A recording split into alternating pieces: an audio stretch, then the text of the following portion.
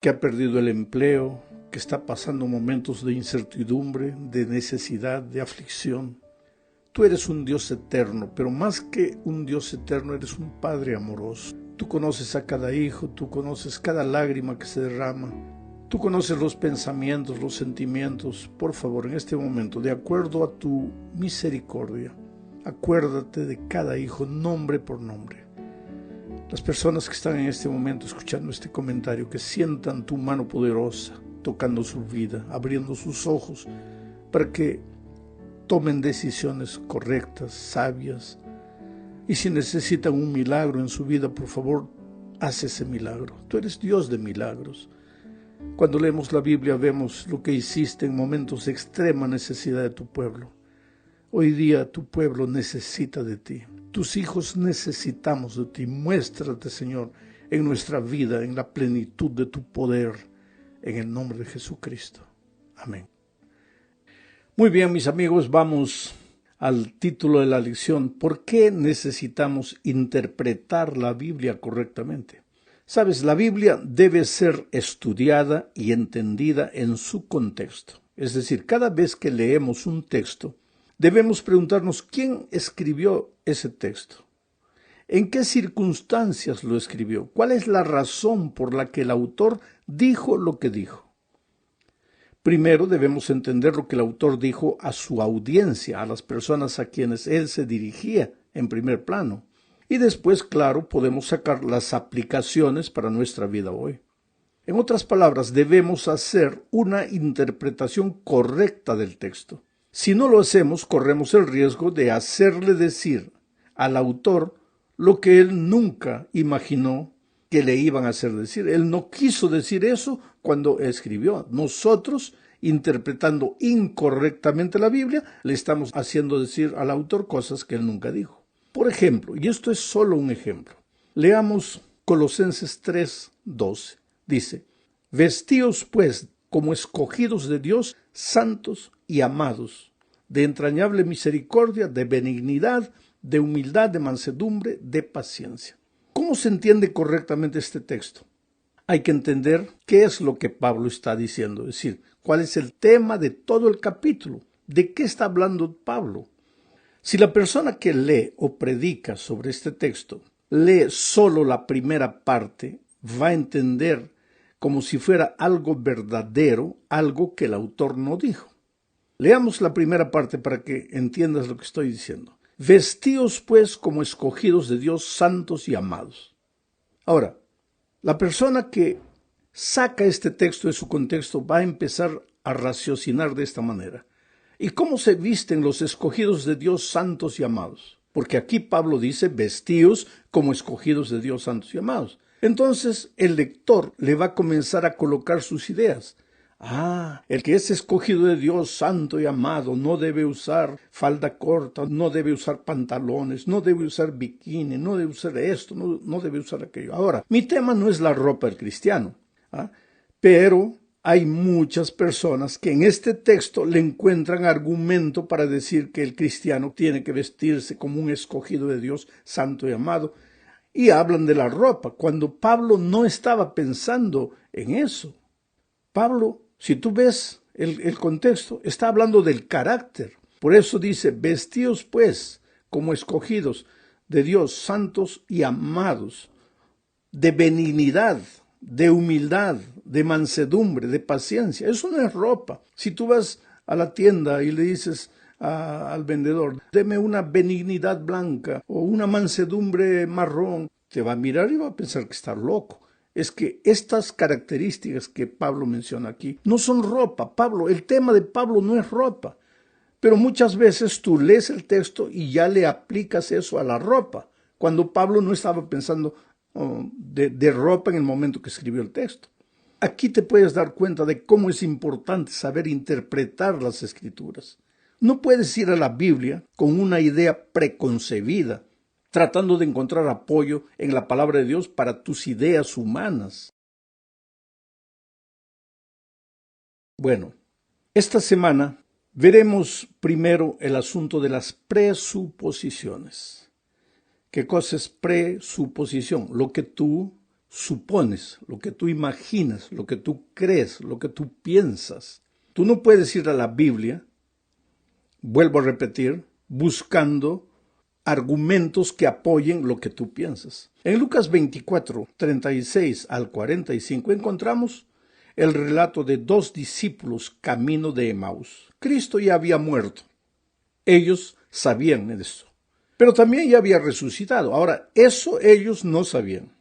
Y porque no sabían que Cristo había resucitado, se dirigían a Emaús tristes, apesadumbrados, frustrados.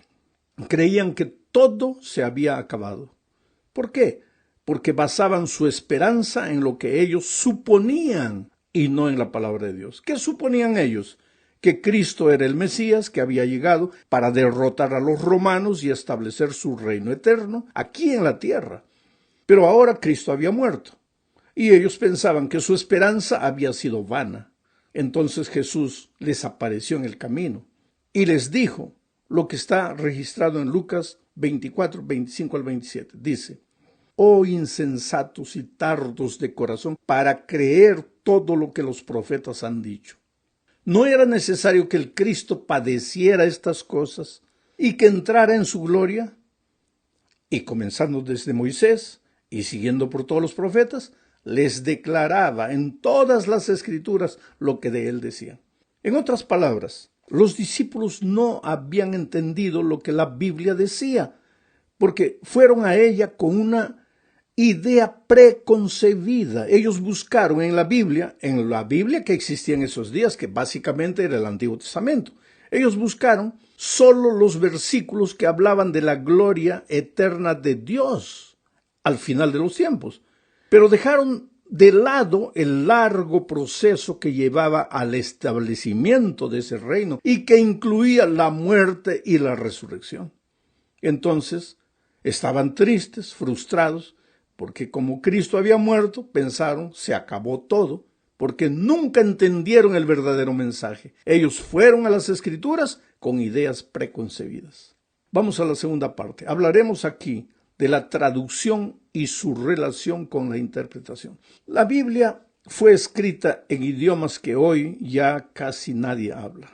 El Antiguo Testamento fue escrito básicamente en hebreo, algunos pasajes, algunos trechos en arameo. Mientras que el Nuevo Testamento se redactó en griego, pero no el griego que se habla hoy día en Grecia, sino el griego koiné, un griego antiguo, que ya casi nadie habla. Por lo tanto, la Biblia ha tenido que ser traducida a los idiomas modernos, si no, ¿cómo podríamos entender? Pero toda traducción implica algún tipo de interpretación. Algunas palabras en un idioma no tienen un equivalente exacto en otro idioma. Eso podemos ver hoy día también. Por ejemplo, si alguien me dio un regalo, yo digo, me dieron un regalo o recibí un regalo, pero en inglés habría que decir, yo fui dado un regalo o yo fui recibido un regalo. Entonces, tú te das cuenta que no se traduce palabras, se traduce ideas. Por eso el papel del traductor es un papel muy delicado. Si va traduciendo palabra por palabra, va a traducir incorrectamente. Entonces, no hay manera de que el traductor de alguna manera no interprete la palabra de Dios. Por eso es necesario conocer los idiomas antiguos, el hebreo, un poco de griego.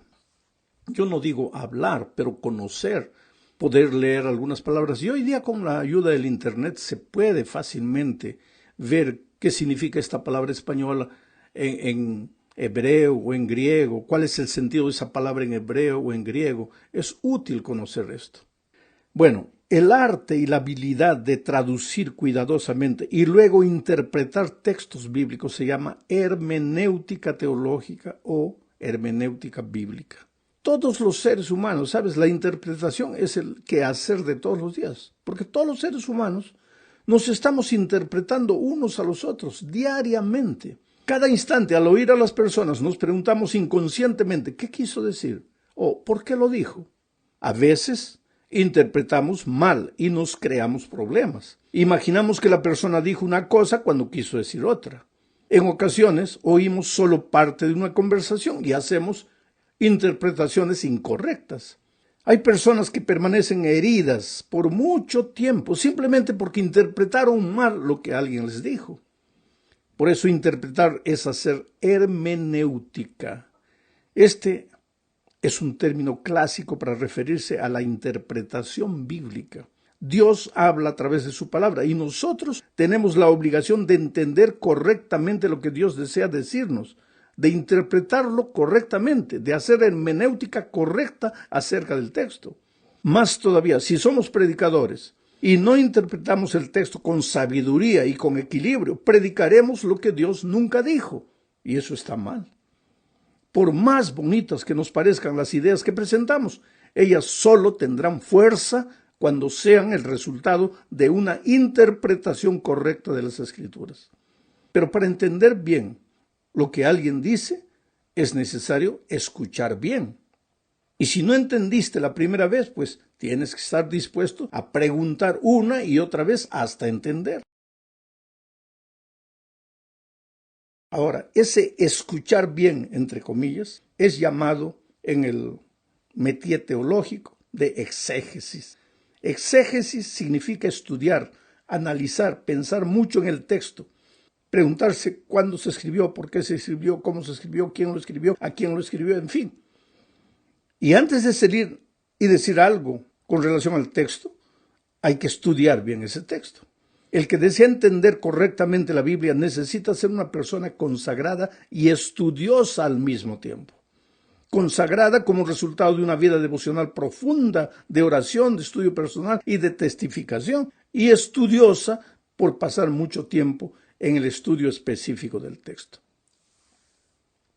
Vamos ahora a la tercera parte de nuestro estudio y hablemos de la Biblia y la cultura. Sabes, para interpretar de manera correcta las Sagradas Escrituras es necesario conocer la cultura de la gente, del pueblo, en los tiempos cuando el escritor bíblico vivió y escribió. De otro modo, podemos entender mal lo que el texto bíblico está diciendo. Por ejemplo, la cultura hebrea atribuía la responsabilidad a una persona por actos que él cometió o muchas veces por actos que él no cometió, pero que permitió que sucedieran. Por eso los escritores inspirados comúnmente le atribuyen a Dios el tener parte activa en lo que en nuestra forma de pensar occidental diríamos que Él permite o que Él no impide, porque finalmente Dios es Dios. Un ejemplo claro de eso es lo que pasó con Faraón. La Biblia dice que Dios endureció el corazón de Faraón. Ahora, esto no es verdad, porque si fuese verdad, Faraón no tendría culpa. ¿Qué culpa él tiene de haber dicho no al pueblo de Israel cuando Dios había endurecido su corazón? Pero ¿por qué el texto bíblico dice que Dios endureció su corazón? Porque en la cultura de aquellos días, una persona no era culpable solo por lo que hacía, sino también por lo que permitía. Y si Dios está por encima de todos los seres humanos, y Él permitió que Faraón endureciese su propio corazón, para la cultura de esos días el responsable final era Dios. ¿Tú te das cuenta? Ahora, si tú no entiendes la cultura de aquellos días, vas a pensar que Dios endureció el corazón de Faraón y que se salva quien Dios quiere, y cuando Dios no quiere, el hombre se pierde, que el ser humano no tiene responsabilidad, Dios es el culpable de todo. Tú te das cuenta cómo es necesario conocer la cultura. Como ves, es importante conocer la cultura de los tiempos en que la Biblia fue escrita. Otro ejemplo. En la Biblia hay un texto que dice que la mujer en el templo debe estar callada, no debe hablar una palabra, debe mantenerse en silencio. ¿Pero por qué dice eso? Porque en la cultura de aquellos días, las únicas mujeres que hablaban en público eran las prostitutas, las rameras, las mujeres de la calle. No se veía bien en la cultura de esos días que una señora, una dama, una mujer honesta hablase en público. Entonces, como esa era la cultura dominante, Pablo dijo que las mujeres no hablen en público. Pero hoy día no vivimos en esa cultura. Vivimos en otra cultura diferente. Hoy día cualquier mujer puede hablar en público, pero hay hermanos que se agarran del texto de Pablo sin tener en cuenta la cultura en que fue escrita el texto, para decir que la mujer hoy día no puede hablar en público. Tú te das cuenta cómo es útil, es urgente, es necesario conocer la cultura. Otro ejemplo, que el cabello largo es la gloria de la mujer, es el velo de la mujer. Ahora, en esos tiempos, en la cultura en que fue escrito, la mujer no trabajaba fuera, solo el hombre trabajaba, la mujer quedaba en casa todo el día, cuidaba de la casa y, lógico, tenía el tiempo necesario para cuidar de sí mismo. Pero la cultura ha cambiado y no hay ningún problema que la cultura haya cambiado en el sentido de que la mujer hoy día trabaja, el esposo trabaja, la esposa trabaja. Y se dobló el trabajo de la mujer porque llegando a casa todavía tiene que arreglar la casa, en fin, cumplir sus deberes que tradicionalmente se le atribuye a la mujer. Aunque muchos esposos, y debería ser así, ayudan a la esposa en lo que tiene que hacer. Pero entonces, hoy día la pobre mujer no tiene tiempo para estar cuidando de un cabello largo y se corta el cabello. La cultura es diferente. Pero ¿qué pasa? Hay muchos que se agarran del texto de una cultura antigua para querer que la cultura se repita hoy. Tú te das cuenta cómo es necesario conocer la cultura de las personas en los tiempos cuando la Biblia fue escrita. Vamos a la cuarta parte. Aquí veremos la razón por qué muchas personas no aceptan el mensaje bíblico. Leamos Juan 9, 39 al 41. Dice, Jesús dijo, para juicio he venido yo a este mundo, para que los que no vean, vean. Para los que no ven, vean, y los que ven sean cegados. Entonces algunos de los fariseos que estaban con él al oír esto le dijeron, ¿acaso nosotros somos también ciegos? Jesús les respondió, si fuerais ciegos, no tendríais pecado. Mas ahora, porque decís, vemos, vuestro pecado permanece. Ahora, después de leer este texto, querido, mucho cuidado con condenar a los fariseos, porque de repente los fariseos somos nosotros. Jesús les habló en este texto a ellos, se refirió a ellos, pero se refirió a todos aquellos que creen que saben todo y no tienen necesidad de aprender. Los fariseos en aquellos tiempos creían que sabían todo y sin embargo no eran capaces de entender la verdad bíblica pura y cristalina. Sabes, generalmente la verdad pura es simple y sencilla y los que nos consideramos cultos a veces corremos el riesgo de complicar la palabra de Dios y perjudicar el entendimiento del pueblo. El problema no estaba con los fariseos, sino con la naturaleza humana. A la naturaleza humana, orgullosa, soberbia, no le gusta escuchar. Él quiere ser la fuente de la información, él quiere ser la fuente de todo. Pero el ser humano es una criatura dependiente de Dios.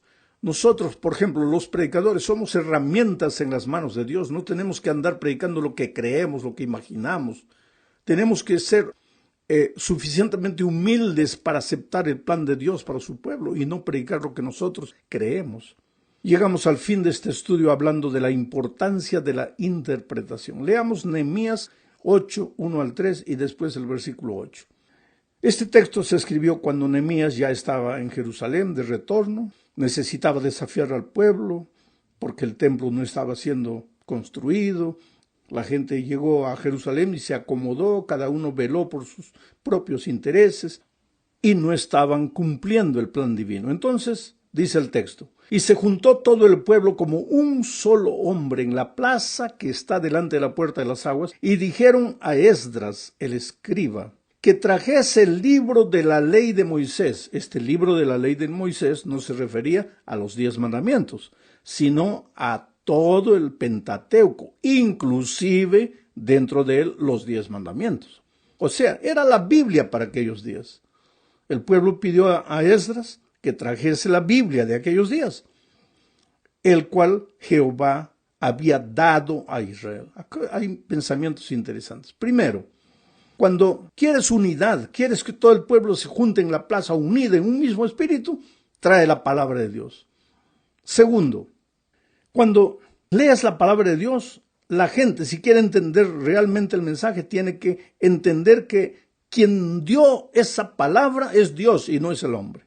Sigo leyendo. Y el sacerdote Esdras trajo la ley delante de la congregación, así de hombres como de mujeres y de todos los que podían entender, el primer día del 7º mes, y leyó en el libro delante de la plaza, que está delante de la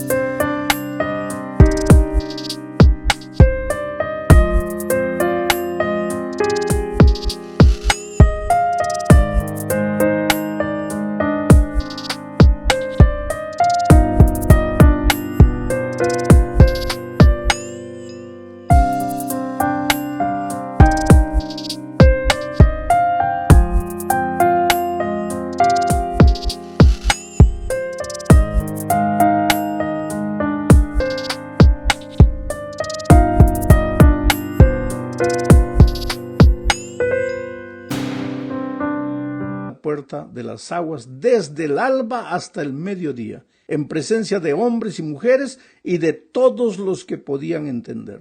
Y los oídos de todo el pueblo estaban atentos. Esta es la actitud correcta para entender la palabra de Dios, estar atentos.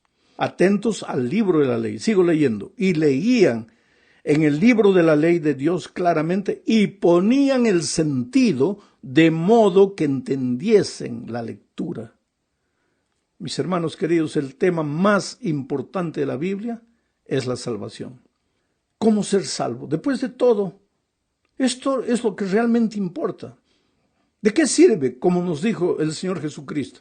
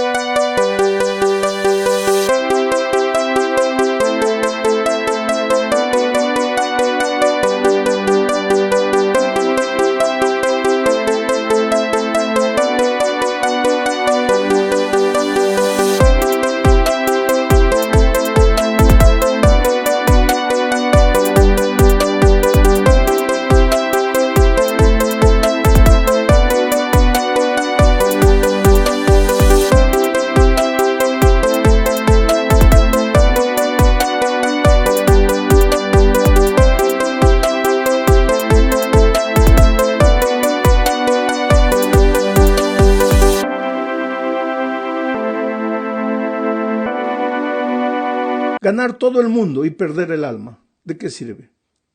Pero saber lo que la Biblia enseña acerca de la salvación depende mucho de la interpretación que hagamos.